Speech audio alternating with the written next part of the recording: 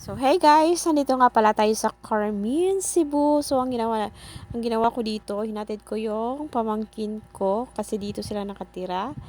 Kinuha ko kasi yon kahapon mga kaludi dahil mayroon kaming nilalakad. So, sinamahan ko na rin pa uwi mga kalud. So, andito nga pala tayo sa Carmen at malapit sila sa simbahan. Yung bahay nila malapit lang sa simbahan.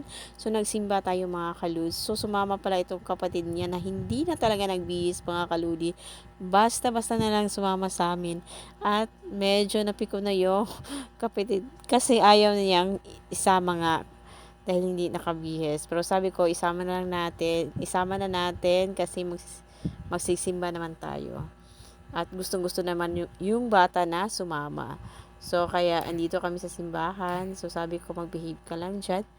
Kasi nga, magsisimba. Medyo makulit yung bata, mga kaludi. So, hinayaan ko na rin. So, ayan. Andito nga, maganda nga pala yung church na dito. Medyo malaki.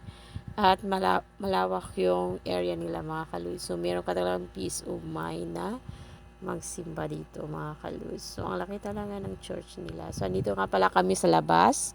Dito na kami nakaupo mga kalus. Hindi na kami nakapasok sa loob kasi pagdating namin dito, medyo nag-umpisa na rin sila. Nag-umpisa na rin yung misa mga kaludis. So, dito na kami tumambay sa labas. So, ayan mga kalus.